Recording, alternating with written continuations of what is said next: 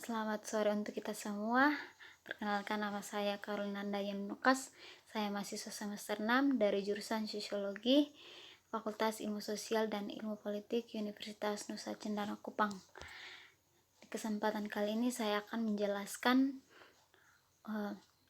materi tentang desain penelitian, metode kuantitatif, kualitatif, dan campuran yang ditulis oleh Alex Edmonds dan Thomas Kennedy. Langsung saja, pada buku ini menjelaskan kepada kita ada 4 jenis terkait validitas untuk merancang penelitian untuk metode kuantitatif, diantaranya internal, eksternal, konstruksi, dan validitas kesimpulan statistik. Awalnya konsep internal, validitas eksternal, konstruk, dan kesimpulan statistik semuanya dikonseptualisasikan untuk aplikasi dan pengembangan penelitian eksperimental dan kuasi eksperimental. Aplikasi umum untuk penelitian eksperimental dan kuasi eksperimental adalah pendekatan pre-test dan post-test antara subjek, juga dirujuk sebagai analisis desain kovarian, yaitu ukuran pre-test digunakan sebagai kovariat dalam analisis karena pre-test harus sangat berkorelasi dengan post-test. Kelompok kontrol pre-test dan post-test faktor desain adalah salah satu pendekatan antara subjek yang paling umum.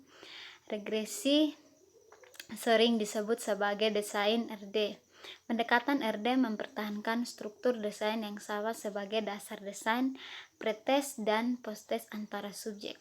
Perbedaan utama untuk pendekatan RD adalah metode yang digunakan. Partisipan penelitian ditugaskan untuk kondisi. Yang kedua, analisis statistik yang digunakan untuk menguji efek tersebut.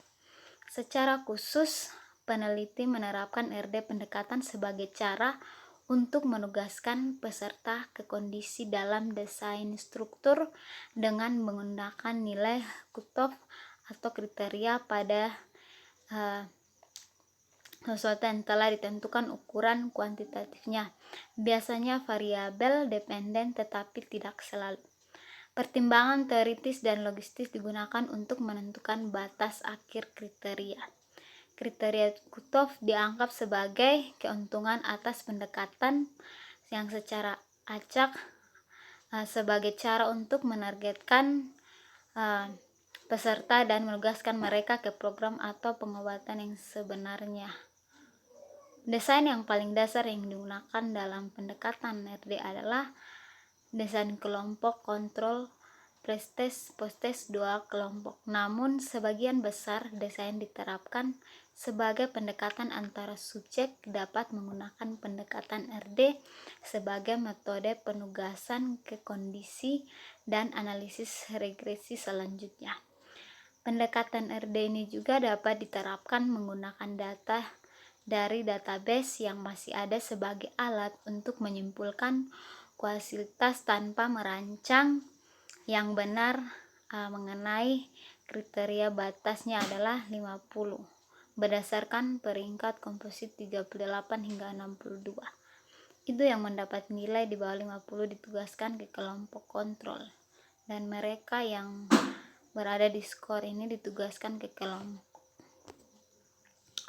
Pendekatan pengukuran ini berulang disusun agar peneliti dapat mengumpulkannya sebagai ukuran dari para peserta. Secara khusus, desain yang menyertakan tindakan berulang kali secara kemungkinan peneliti mengumpulkan banyak poin data untuk mempelajari laju perubahan sebagai fungsi pengobatan atau juga sebagai fungsi dalam menentukan waktu.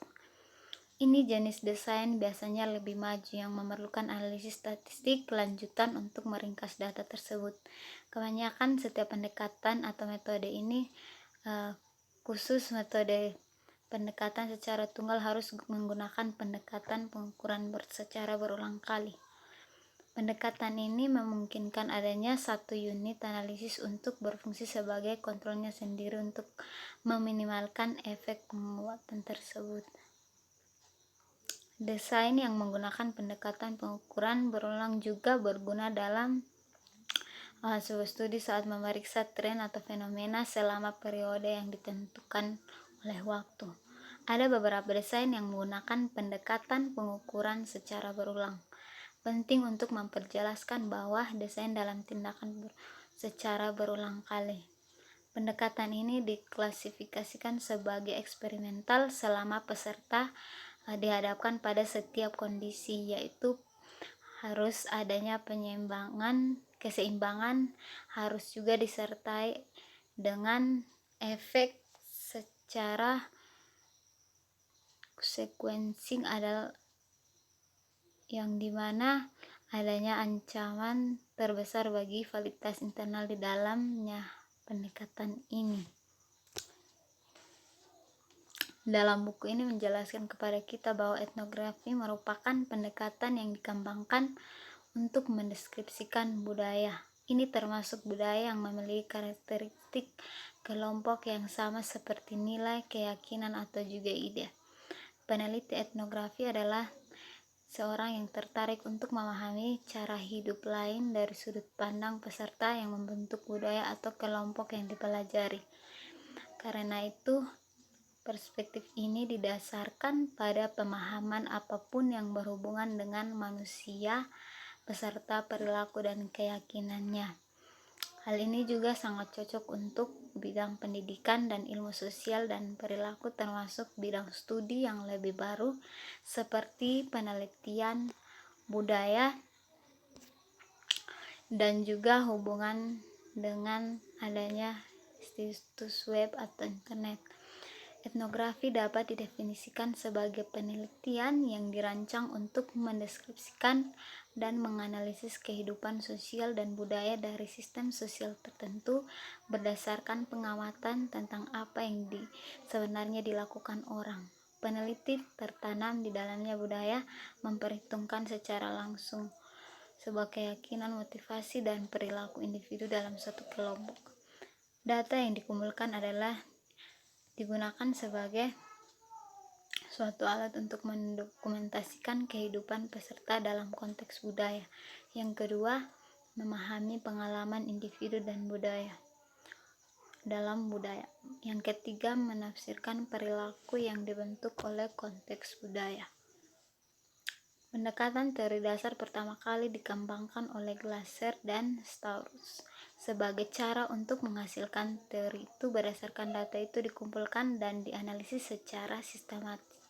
Secara umum ini adalah proses induktif di mana proposisi teoritis tidak disajikan priori. Sebaliknya, teori muncul dari data yang dikumpulkan.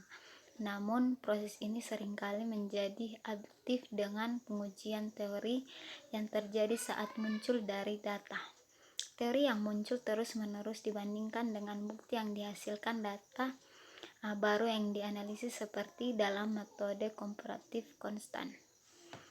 Peneliti kualitatif sering menggunakan meming untuk membantu membuat hubungan konseptual antara data mentah dan abstraksi untuk menjelaskan fenomena yang sedang dipelajari dengan lebih tepat dan konteks.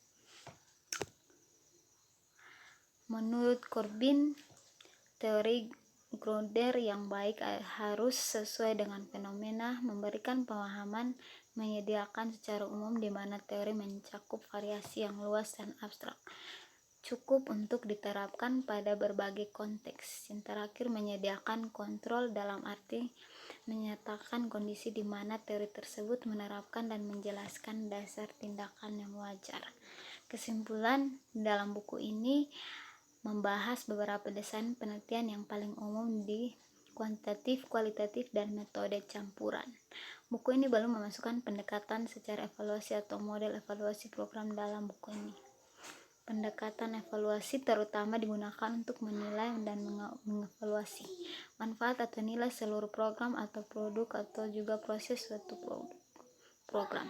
Meskipun banyak pendekatan evaluasi telah muncul dari tradisional kerangka penelitian ilmu sosial, ada gunanya evaluasi dan penelitian berada di beberapa bidang utama. Lebih khusus lagi, tujuan utama dari penelitian atau eksperimental dan non-eksperimental adalah untuk pertama, memperluas, mengkonfirmasi, atau mengembangkan teori secara mencari hasil.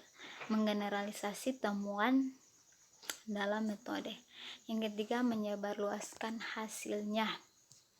Tujuan dari buku ini adalah untuk memberikan aplikasi praktis dan visual representasi dari desain penelitian yang paling umum di bidang pendidikan, kesehatan, dan ilmu sosial dan perilaku. Sekian dan terima kasih.